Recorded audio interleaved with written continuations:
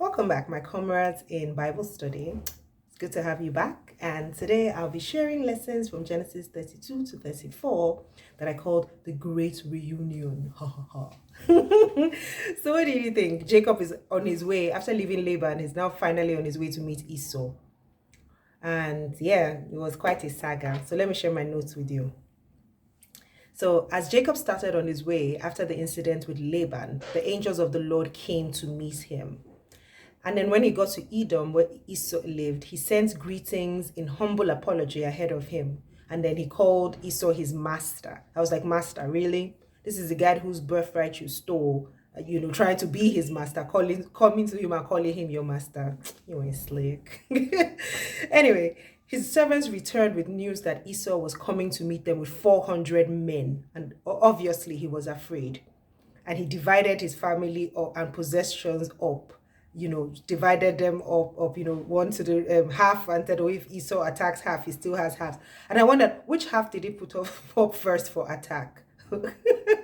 There's no guessing in that one, because remember, even when he went to meet Esau, he arranged his family, in my opinion, from least love to most love, putting Leah, Bilhah, the family and their families first, and then keeping Rachel and her boys closer to him.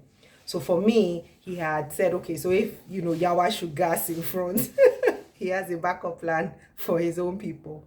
Anyway, we see Jacob humbly praying to God. And this was a very touching moment for me. And this is where I saw him really humbled, because he was scared, and he really just spoke to God and bared out his heart, and then slept and then had a dream. Well, not a dream, like he wrestled with God at Peniel. And then after that, when he wrestled and was like, oh, I won't let you go until you blessed me, God changed his name. So he changed his name essentially from Jacob, which means deceiver, to Israel, which means God fights, right? And, he blessed him, and, Jacob goes away, but not whole, but limping, after his hip socket had gone out of joint from the wrestling match. But anyway, Jacob and Esau eventually meet and make peace in a tender moment of reunion. When I first read this part, I thought Jacob was being low-key shady and maybe just setting P a little for his brother, because when they had finished making peace, and Esau was like, okay, let's go on to Seir, and he says, oh, you go on ahead, my children and my caravan and all are slow, I'll meet you. But then he now diverts and goes to a town called Shechem. So at first I was like, so is this him being sneaky, or what was that about? But then now reading it again, I understand that he was just obeying God, because God asked him to go to Canaan, go back to Canaan. And obviously Edom, where Seir, which was in Edom, where Esau lived, was not part of the promised land. So he was really just obeying God at the end of the day. Now,